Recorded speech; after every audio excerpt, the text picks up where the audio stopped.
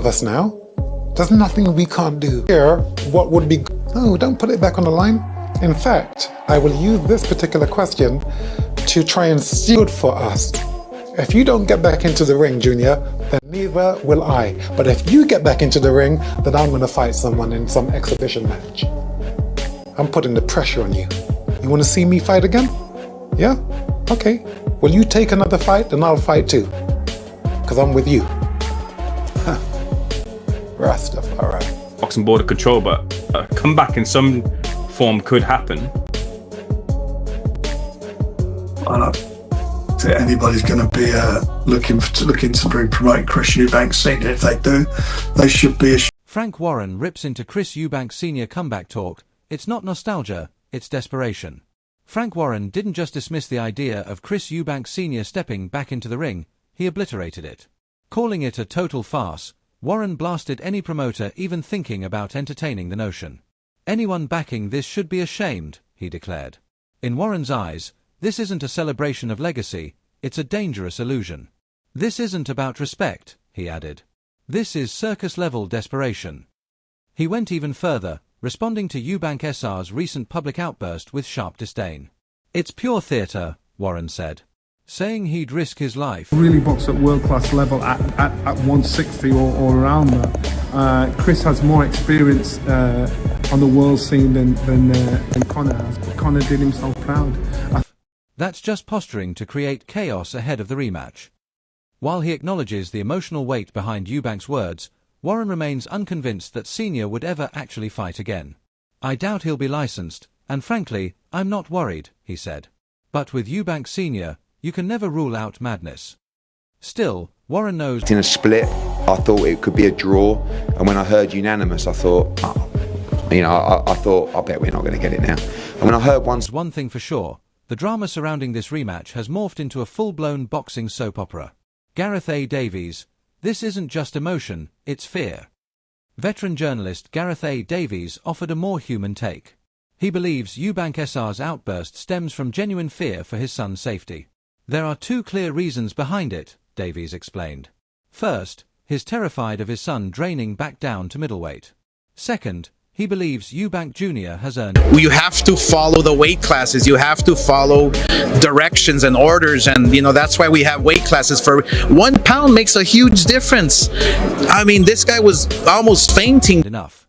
There's no need to risk it all again. According to Davies, this isn't just a dramatic plea, it's a father trying to stop a fight before it takes something he can't get back. Adam Smith, let legends stay legendary. Adam Smith didn't mince words either. This isn't heroic. It's madness, he said of the comeback rumors. As someone who grew up idolizing Chris Eubank Sr., he expressed deep disappointment at the idea of his return. Eubank, Barry McGuigan, Tommy Hearns, those were my heroes. I don't want to see them back in the ring. That time is gone. Let them live with the legacy they earned. Smith called any attempt to drag Eubank Sr. back into a fight disrespectful, and warned against confusing... He's already done a hell of a lot in the sport. I don't see any reason for him to come back, even if it's just at an exhibition level. It's not something that takes my fancy. I'd rather just see him stay on the sidelines, keep doing what he's doing with the Call Chris Eubank channel, and just staying away. Nostalgia with recklessness. The ring is no place for men who already conquered it. Seconds Out analysts, this isn't a comeback, it's a reach. Two respected voices on Seconds Out joined the chorus of criticism, calling Eubank Sr's potential return pointless and embarrassing. One sarcastically floated the idea of bringing back Nigel Benn just to make it marketable, but admitted, even then, there's nothing left to sell. This isn't excitement, one analyst said. This was one of my heroes. Barry McGuigan, Tommy Hearns and Chris Eubank Sr. were my three heroes growing up. They're my heroes, they're legends. I have no interest in seeing any of them box again because they are what they are. They're heroes, they're legends, their time has passed, and that's what we should remember them for, and they should be living a one. It's desperation. The magic's gone. The risk is real. Watching him box again would just be sad. Another analyst summed it up bluntly, Chris Eubank Sr. has nothing left to prove. His chapter in the ring is legendary and complete. Chris Eubank Sr. unleashes on Connor Benn. Meanwhile, Chris Eubank Sr. fired off a brutal tirade against Connor Benn's strategy. According to him, Ben looked completely out of his depth. He's worried about his son's health. There's 2 points, as I just said.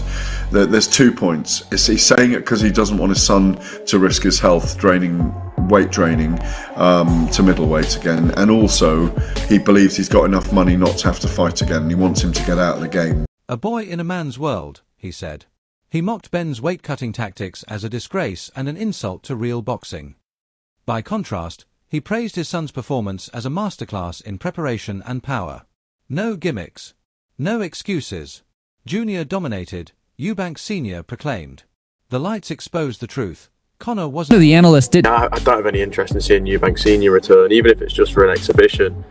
You know, who do you put... Do you try to get Nigel Benn back out and get Nigel Benn out and have an exhibition with him as well? But apart from that, is there really anything there for it? Wasn't just beaten. He was dismantled. Oscar de la Hoya, weight isn't just a number, it's life or death. Oscar de la Hoya didn't hold back either. Drawing from personal experience, he issued a chilling reminder: weight classes aren't guidelines, they're survival codes.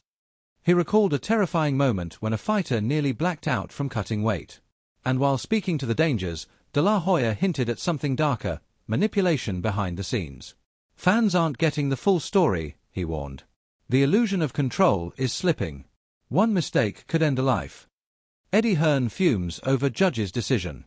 After the dust settled, promoter Eddie Hearn was livid. I was expecting a split decision, or maybe even a draw, he said. But 116 to 112? That's outrageous. Hearn praised Connor Benn's heart and grit, insisting he deserved far more recognition. This wasn't a one-sided fight, he argued. It was a war. And Ben gave everything. The judges stripped him of that. Johnny Nelson, experience beat ambition. Johnny Nelson offered a tactician's take. This wasn't domination, he said. Ben took real risks stepping up to 160, and he never backed down. He credited Ben's relentless energy, but made it clear that wasn't enough. Eubank's timing, poise, and ring IQ made the difference. No, it's a statement that's posturing from the father, as if to say, look, I'm going to put my life at risk if you put your life at risk. So I understand where he's coming from. I don't think he really will fight, but who knows with Eubank Sr. It just creates more drama going into the second fight. Nelson added. This wasn't luck. It was surgical execution. Sam Jones, Eubank exposed the illusion. Sam Jones delivered a cutting assessment. Ben's versatility across weight classes is just smoke and mirrors. In contrast, Jones called Eubank Jr. battle-tested, someone who's faced real names and come out stronger. When the lights were on, Ben folded, he said. Eubank didn't just win, he exposed him. The war isn't over, but at what cost? Now the boxing world waits, buzzing with uncertainty. Will Connor Benn get his redemption? Or has Chris Eubank Jr. already closed that chapter with brutal clarity? And what of the wild card, Chris Eubank Sr.? His name, once carved in gold, now drifts through rumor and rage. Is a comeback heroic? Or is it a reckless step too far? The battle rages on. But the real question is, how much are these men willing to sacrifice to write, or rewrite, their legacies? Let us know in the comments. And if you want more raw breakdowns from boxing's frontlines, like, share, and subscribe.